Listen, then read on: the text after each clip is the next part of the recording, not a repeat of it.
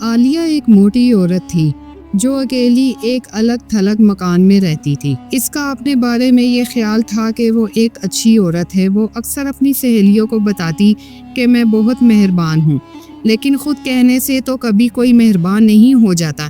ایک دن ایک آدمی عالیہ کے گھر کے دروازے پر دستک دی۔ وہ بہت غریب تھا، اس کے کپڑے پھٹے ہوئے تھے، بال بکھرے ہوئے تھے اور وہ بہت پریشان حال تھا۔ آدمی نے عالیہ سے کھانے کے لیے کچھ مانگا۔ عالیہ غصے سے تلملا باہر نکلی اور کہتے ہوئے اس غریب آدمی پر برس پڑی، جاؤ دفع ہو جاؤ، میرے پاس تمہیں کھلانے کو کچھ نہیں، اگر اتنے ہی بھوکے ہو تم خود محنت کرو اور کھاؤ۔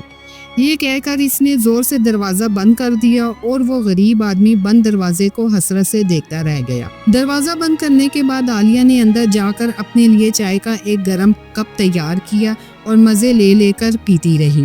غریب آدمی سڑک کے کنارے چلتا ہوا ایک دوسرے مکان پر جا پہنچا جہاں پر شبانہ رہتی تھی۔ جو ہی شبانہ کی نظر اس غریب آدمی پر پڑی، وہ اس کی حالت دیکھ کر پریشان ہو گئی۔ شبانہ نے اسے اپنے پاس بلایا اور کہا، تم تھکے ہوئے دکھائی دیتے ہو اور تمہیں سردی بھی لگ رہی ہے، آؤ اندر آ جاؤ اور یہاں بیٹھ جاؤ۔ اگرچہ میرے پاس کوئی چائے وغیرہ تو نہیں ہے، لیکن تم پریشان نہ ہو، میرے پاس ایک روٹی اور 3 خوبصورت سیب ہیں، ایک سیب میں کھا لیتی ہوں اور 2 تم کھا لو۔ وہ آدمی اس عورت کے گھر کے اندر گیا اور بیٹھ گیا۔ تھوڑی دیر تک ان دونوں نے باتیں کی، پھر شبانہ اور اس آدمی نے مل کر روٹی اور سیب کھائے۔ تب وہ آدمی کھڑا ہو گیا، شبانہ کا شکریہ ادا کرتے ہوئے کہنے لگا، آپ نے مجھ پر بڑا احسان کیا ہے، لہٰذا سورج غروب ہوتے وقت آپ جو کام شروع کریں گی وہ چاند کے نکلنے تک جاری رہے گا۔ پھر اس آدمی نے دوبارہ خاتون کا شکریہ ادا کیا اور اللہ حافظ کہتا ہوا وہاں سے چلا گیا۔ شبانہ سوچنے لگی کہ اس آدمی نے کیا عجیب و غریب بات کہی ہے کہ جو کام تم سورج غروب ہونے کے وقت شروع کرو گی وہ چاند کے نکلنے تک جاری رہے گا۔ وہ سوچ میں پڑ گئی کہ اس بات سے اس کی کیا مراد ہے۔ پھر شبانہ کو میز پر ایک سیب رکھا ہوا دکھائی دیا۔ وہ خود سے کہنے لگی، بیچارے نے صرف ایک سیب کھایا ہے جبکہ میری خواہش تھی کہ وہ دونوں کھائے، کیوں نہ میں اس بچے ہوئے سیب کو ٹوکری میں رکھ دوں۔ اس نے وہ سیب اٹھایا اور بڑی ٹوکری میں ڈال دیا۔ پھر اس نے مڑ کر دیکھا تو ایک اور خوبصورت سیب میز پر رکھا ہوا دکھائی دیا۔ یہ تو بڑی عجیب بات ہے، میں نے ٹوکری میں سیب ڈال دیا تھا مگر یہ پھر کہاں سے آ گیا؟ اس نے وہ سیب اٹھا کر پھر ٹوکری میں ڈال دیا اور مطمئن ہو گئی، مگر اس کی حیرت کی انتہا نہ رہی جب اسے میز پر ایک اور سیب رکھا نظر آیا۔ جب وہ سیب ٹوکری میں ڈالتی تو اسے میز پر ایک اور مل جاتا۔ اب شبانہ سمجھ گئی کہ اس آدمی کی بات کا مطلب کیا تھا۔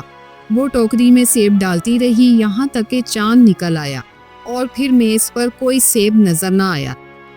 اب اس کی ٹوکری سیبوں سے بھر چکی تھی۔ دوسرے دن اس نے وہ سیبوں سے بھری ٹوکری بازار میں جا کر بیچ دی۔ اس طرح اس کے پاس بہت سی رقم آ گئی۔ شبانہ کی سہیلی عالیہ نے اس غریب کو دھکے دے کر نکال دیا تھا۔ اس نے جب شبانہ کی سیبوں بھری ٹوکری دیکھی تو حیرت سے اس کی آنکھیں کھل گئیں۔ اس نے شبانہ سے پوچھا، یہ تمام سیب تم نے کہاں سے لیے ہیں؟ تمہارے گھر میں تو کوئی سیب کا درخت بھی نہیں ہے۔ شبانہ نے اسے پورا واقعہ سنایا کہ کس طرح اس نے اس غریب آدمی کو کھانے کے لیے روٹی اور سیب دیے تھے اور کس طرح اس نے اس کا شکریہ ادا کیا۔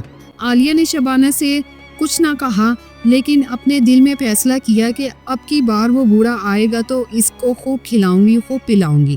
اگلے دن وہ بوڑھا دوبارہ آیا۔ عالیہ اس کو دیکھ کر خوشی سے پھولی نہ سمائی۔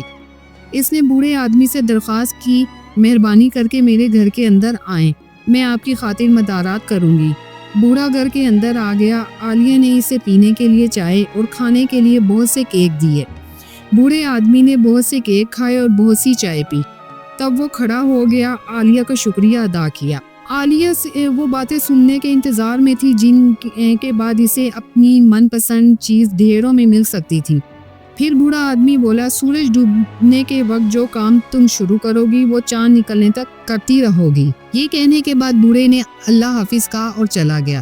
چونکہ عالیہ کے ذہن میں تھا کہ سورج غروب ہونے کا وقت اسے کیا کرنا ہے، اس لیے اس نے 1 شلنگ کا سکہ میز پر رکھا اور کہا، جب سورج غروب ہونا شروع ہوگا تو میں سکہ اٹھا کر بیگ میں رکھوں گی اور پھر چاند نکلنے تک سکے اٹھاتی اور بیگ میں ڈالتی رہوں گی، جبکہ آج رات چاند دیر سے نکلے گا۔ اس طرح صبح سے پہلے میں بہت دولت مند ہو جاؤں گی۔